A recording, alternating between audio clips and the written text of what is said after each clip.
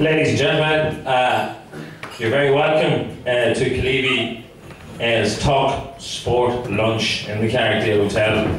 I suppose it's synonymous of my fame, where a guy who mimics footballers got more of an intro than I did in the whole video there. So we're looking forward to this. I'd like to welcome you all here this evening or this afternoon for the Alan Kerins Project, which is a charity for disabled and impoverished children in Zambia, which empowers them to go and build schools and to improve their facilities. So everything's going to charity. Our main sponsors are Servisource, and I, being a past legend, of course, am your host for the evening. When I introduce myself to people, I like going to strange places, not people who know me. When I introduce myself to people, I introduce myself as the person single-handedly responsible for gaining an All-Ireland title for Armagh in 2002. And for those of you who know me, yes, I was the fat shite in goals. I would also like to thank the good people of Caleeby who read my Irish News column on a Wednesday, and to Barry Traynor and Mickey Concannon who get it read to them.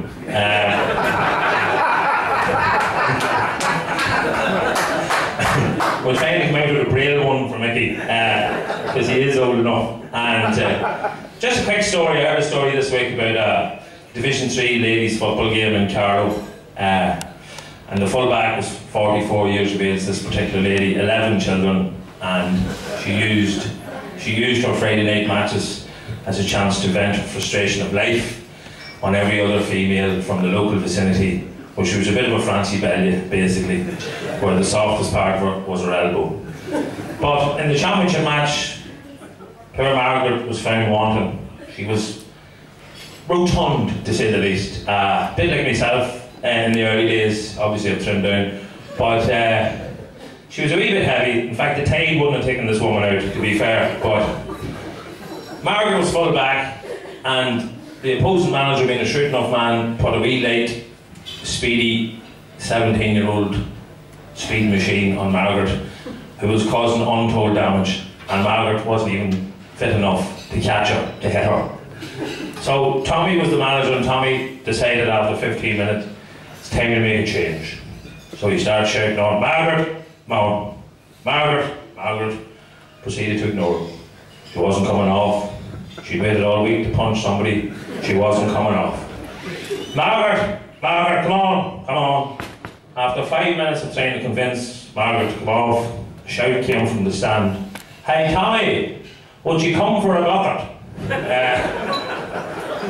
Those of you from the farming fraternity will understand that. And our first guest is from Clontibbert, where he has won 4 county titles. He progressed and has progressed to be one of the finest forwards currently playing our game. He's won 2 National League titles in Division 2 and Division 3, and 1 Ulster title in 2013. He has 2 international series with Ireland in 2013 and 14, winning a man of the match in one of these. He won an All-Star in 2013. He's the man who has systematically changed the game of the GAA, because after a hefty tackle by Sean Kavanagh when he pulled him down en route to goal, which led to a live breakdown on TV by Joe Rory, which happens more regularly, which saw a new innovation in our game. Forget all the other awards that Conor McManus will win. Inadvertently, this is the man who has brought the black card to our game. Ladies and gentlemen, with absolutely no steroids in his system, it's Conor McManus.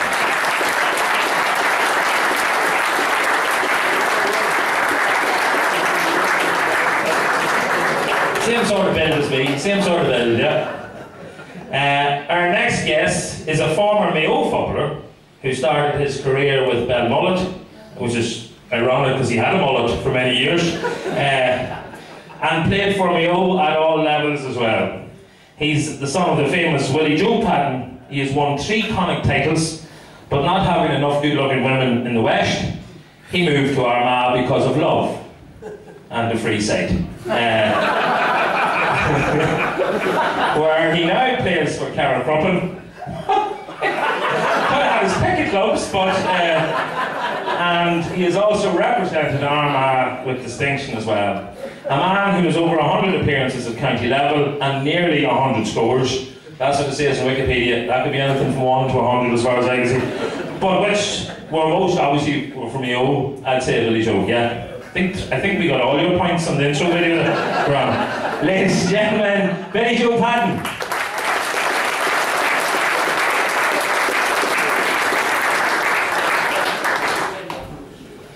Now, we go on to a special guest, a man from, we decided we don't get any grant money if we don't have the Free Staters from down south, so a man from Ashbourne in County Meath, no real GAA pedigree to speak of, so he should fit in well here in Killeavy. A junior footballer from Ashbourne, so he would have a high level of knowledge on violence. Hugely talented looking at our game from a totally different perspective. We saw a wee intro there of one there where he was being an umpire and the water carrier, a bit like Shane O'Neill was for Killeavy for many years, and has a huge following on Twitter, Facebook and YouTube, and he's sure to be a laugh unlike the other panellists on today's show. Ladies and gentlemen, it's the man from Rory Stories, it's Rory O'Connor.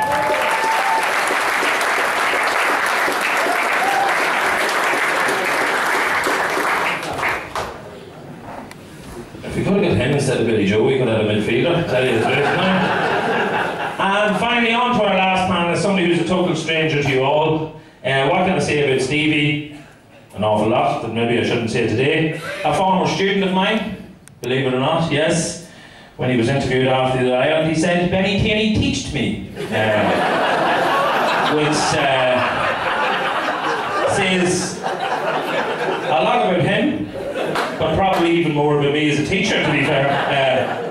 Seriously, Stevie played for 13 years for Armagh and a lifetime for Killeavy, and as far as I know, he still hasn't stopped playing for Killeavy. He claimed 7 Ulster titles, 1 on Ireland, Division 1 and 2 titles, 3 All-Stars.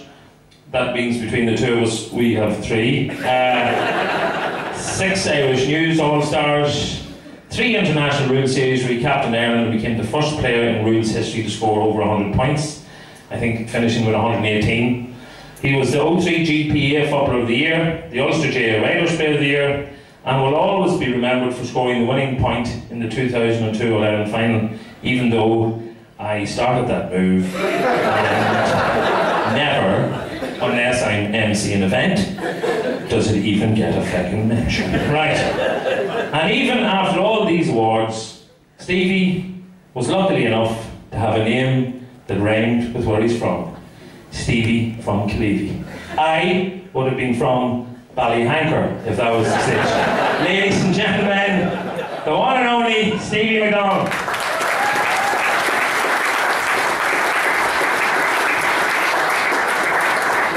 There will be an opportunity at the end, possibly, because I know Mary O'Neill's down there who wants to ask some far-reaching questions, because she normally does. If you want to ask a few questions towards the end of our panellists, we'll afford you the opportunity. I should also mention that there are Tyrone people in the congregation today, so please don't leave mobile phones, purses or wallets. We do love you, honest to God. We think you're equivalent to the English abroad. So, Stevie, I'm not bypassing your Rory, I'll come back to you. It's not an anti-Free State thing, believe you me. We can't wait to join this in your lovely Euro at the minute. John McPartlin loves the Euro at the minute, don't you, John? It's going well. Well, it's just, I can remember vividly, you know, when back in the days when we were shite. The good old days, as I call them, when you can have a bit of crack and stuff, before the good footballers came along. And Sean Boylan would invite us down to play a challenge match every year. We think we're going well, you know, things are going well, yeah, looking good, yeah, possible Ulster Championship. Sean Boylan would invite us down. Stevie, you're too young to remember this. Possibly did once, yeah. Invite us down to Navan, on closed game. And we would always travel in Navan on a Friday evening or something like that. But 2 weeks before the championship.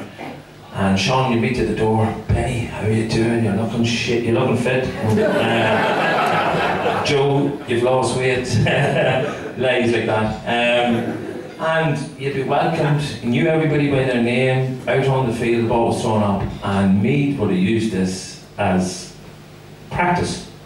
Not so much for the great skills of the game, but to batter the living shite out of you. And we would go up the road, getting pummeled on the field and pummeled in every other way, and maybe our championship would be destroyed. And my point is that, maybe to Conor, sometimes when Mick Lanes busted a fella in Croke Park, it was seen as a thing of beauty and a thing of, well, that's the way you play the game. But when an Ulster man does it, when Sean Kavanagh pulls down a theatrical Davine Monaghan monitor, it's seen as bringing the game into disrepute. Do you feel it at all, Conor? Or?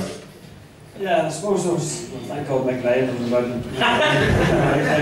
Fancy was. I generally stay around away from Fancy too. You know, I play, believe it or not, senior for my club, and junior, fucking and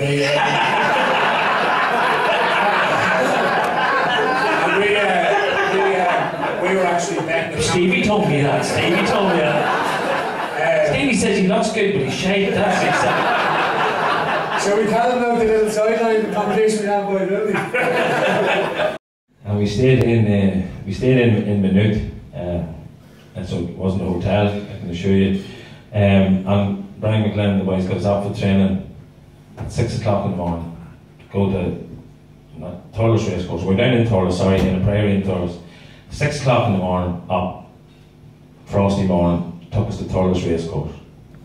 Yeah, 1 mile and 4 furlongs. And he says, right, we'll do a lap to get warmed up. And it took me 20 minutes, and people were already on their second lap when I was coming round. And his rule was, the last man in, everybody waits till the last man in, and then you go on again. Which meant the last man in ran continuously. Which was, you might be surprised to hear it was me, right? And Des Mackin, I should mention Des Mackin as well. Des was never going to make the Grand National either. I remember telling John Reid this story, he says, 1 mile and 4 furlongs. And did you do the jumps as well? And I know. But John is from Silver Bridge, so he's a bit like Manuel from Barcelona. But we trained that, we did the race course in the morning, we did a physical session, and we did another session in the evening. This was our first, a 3-day training session. And I can never forget it, after the weekend, we were dropped off here as a panel, and we literally couldn't walk. And I sat John McParland in the front foyer there with Oisin McConville, and we were both waiting for a lift. And Oisin, his ma was coming to collect him, and I think a brother of mine was coming to collect me. And the two of us fell asleep in the foyer with the Armagh bags and the Armagh taxis. And there was a half pint of Guinness that somebody left on the table. And Oisin and me were laying sleeping in the foyer, and my brother called, he says, wake up, will you wake up? He says, there's 10 people after walking out there going, is there anyone that Armagh will win? Fuck all. Look at them two drunken bastards sitting in there, drinking pints on a Sunday afternoon asleep. That you do all the time, I suppose, in your stories, but is there anything really that gets your goat about our game? I suppose the video done, the cocky corner forward, like, really wrecks my head. Every club team, county team has him. Stevie! He's the type of lad who a ball will go into a square and a full forward will burst his bollocks winning it, and it'll be from here to the door away, and he'll, the man in the corner will tell him to leave it down, and he might fucking get up and he might trot over, and like, honest to God, he'd pick it up just like that and it's over there, but no, he'd pull it down, he'd look here, he'd look there, he'd look at the fucking wind, he'd do this, he'd do that, he'd come back again, he'd go through his whole routine, and they'd kick it over there, and then he'd jog back and they'd start roaring at lads to mark up, and he's the laziest man in the fucking field. That is the man who, that annoys me the most. He just describes Stevie. He did, you know what that Harry used to do? He used to put a tenner in his socks because we'd have a bet every game that he wouldn't score a goal. And one day we were playing Clevey, and Clevey got a penalty, and I went, oh, Steve, Kevin, his brother, hits the penalties. Stevie, I'm taking this, Kevin. This is for a tenner. Two boys arguing over who was going to take the penalty against me. No, you didn't score. Yeah. I had a tenner in my socks too. I wasn't stupid. John used to take the money and change, John Burns. That's why he couldn't run.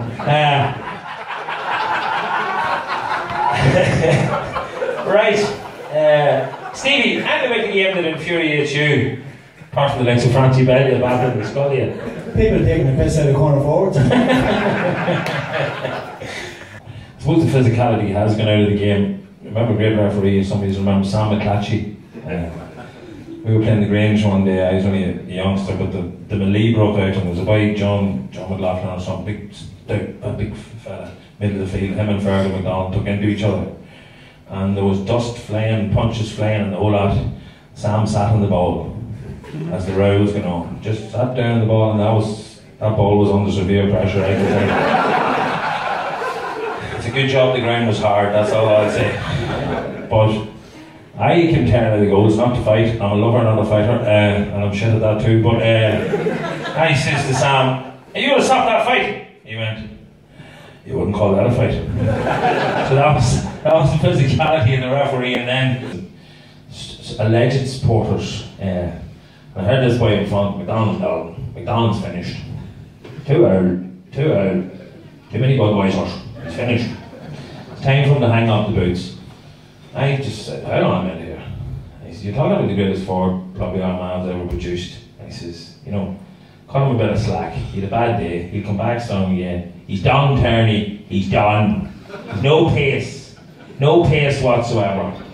So I went home in the car thinking, Jesus, that's the sort of bollocks I have to listen to for the next 20 to 30 years. Next day I went out crossing Glen. Stevie scores 1-8. 1-8. Sublime performance. I'm walking off, spot your man. We head over him. "Hey, what about McDonnell now, hey? What about McDonnell now? Never drew breath," he says. "Man, but he's the greedy bastard." So, Stevie was never going to win that battle, Stevie. Lads, I'm going to put you under a bit of pressure now. I'm going to ask you to name your Ulster winners and your All-Ireland winners. We'll start maybe with Conor. You can say Monaghan if you want, Conor. Go for it. Ulster winner. I've been told that I don't have a job unless I say Armagh, so... We'll get you a job in Armagh. Forward. We'll get you a job as a forward. Look, we took Billy Joe from Mayo.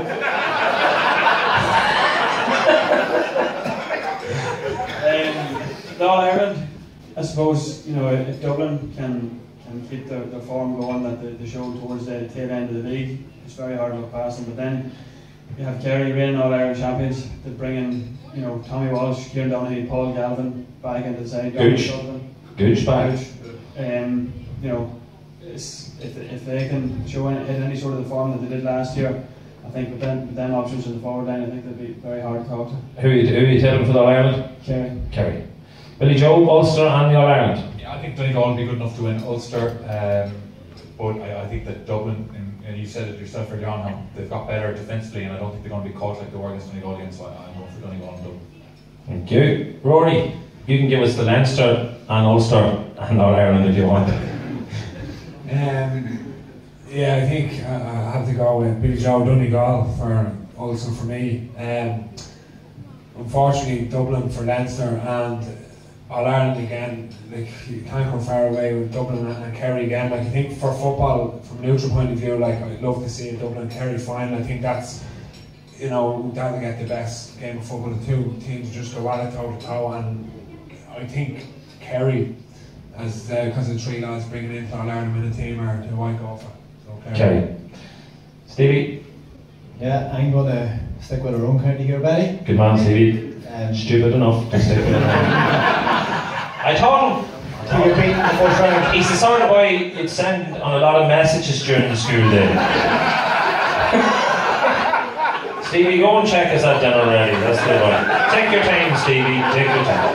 I think Mary O'Neill talked to you as well. Yeah. Go and wash the car, Stevie. Go ahead. Armagh for Ulster. I'm going to go for Armagh. I'm going to Mulligan for Ulster. Said that a few Just keeping the relationships between Cross and McGlen in the south open again. He'll have a lorry load of fags getting out here this evening. A diesel lorry full of fags, actually. Might as well do the two runs in one thing. That's the only reason he's here. Fill up McManus' car. Right. Monaghan, go ahead. Sorry, they look like bags. Coats. You can fold them up and make them into a bag on your way home. Connor, you can get some more fags into them on the way home there. Take a ticket there, please. One ticket. Congratulations. And just to show that this is not a rigged draw, number 9. So if you had number 9, you're screwed now. Number 9. Oh, come on. Hey, Mickey. Used to look after me in the late hours in the Carrickdale. Well done, Mickey. He used to hoover around me. Well done, Mickey. You'll get 3 of you into that coat, Mickey. They don't come in umpa sizes yet. Alright. Ladies and gentlemen, we're going to hand you over to the very talented, for 5 minutes, the very talented Rory O'Connor, who's going to put on a bit of a skit for you. So, do you need a microphone, Rory? You're dead on. Ladies and gentlemen, Rory O'Connor. I won't go too far, Stevie. Cheers, I just brought along one of the characters here with me. I go to various clubs around the country at the moment doing the characters of the GAA, and this lad I have with me here today, his name is Eugene, and he's from Oldcastle, a place in North Meath, and to say he's a raw man, you know, is an understatement. I think every club match and county match all over the country, Eugene is lying on the fence. So there's probably Eugenes in here right now, I don't know, but just 50 of them. As I said, he's a really raw man, so if anyone takes any offence, you might as well go out there and get a cup of tea now, because he's a bit on the shrewd side, but give it a bit of a round of applause, Eugene from Oldcastle.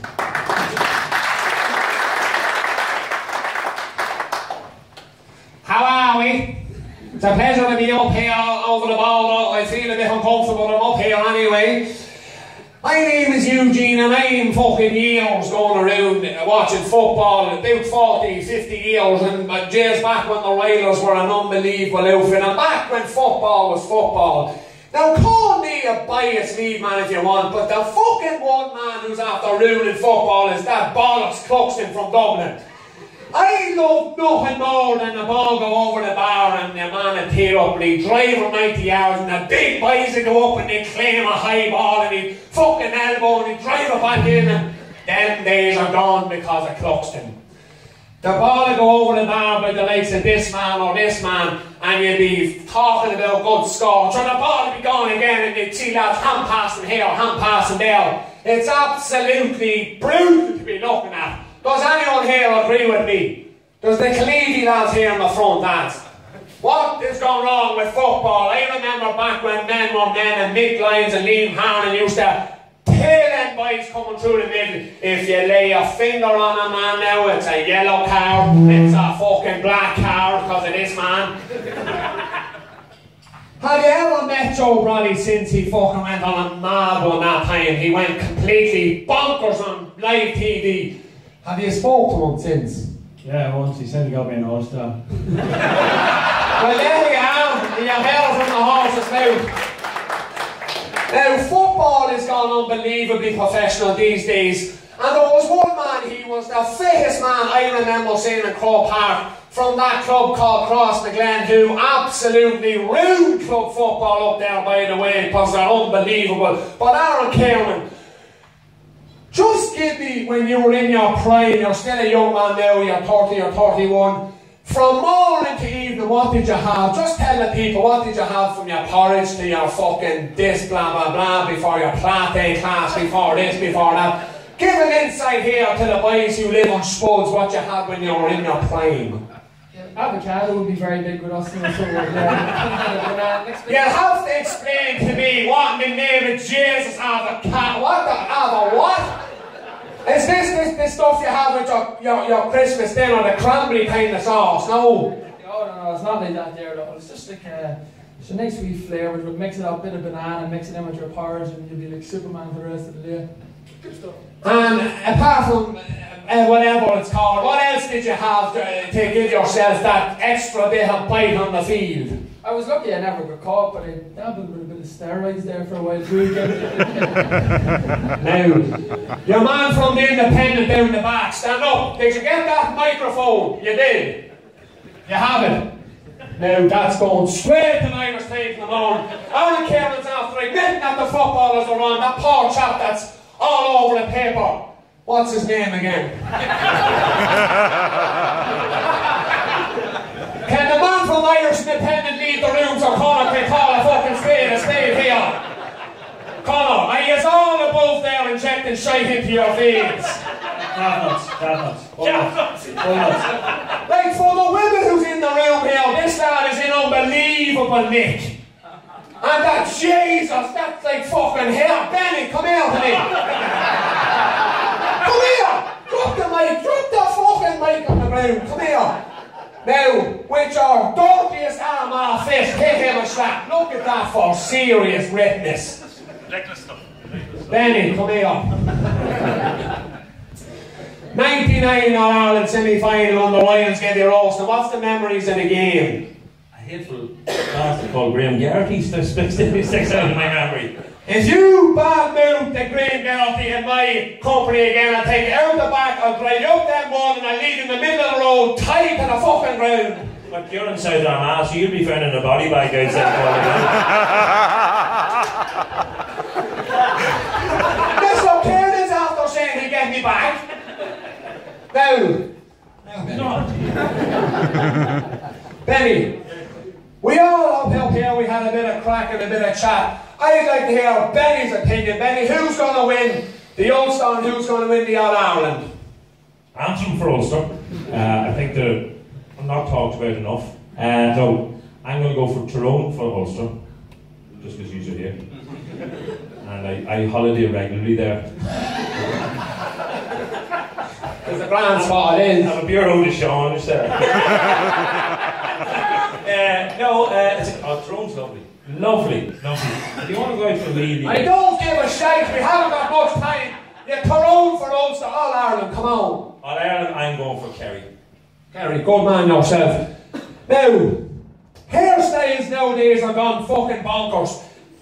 There's two men in the room, one on the left, one on the right, and you have completely different hairstyles.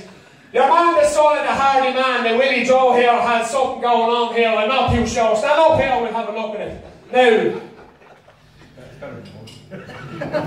it's a serious bit of work going on there to the side, and then you have poor old Stevie here in the corner. Stevie, just fucking get on with it and shave the head, there's nothing there, come on.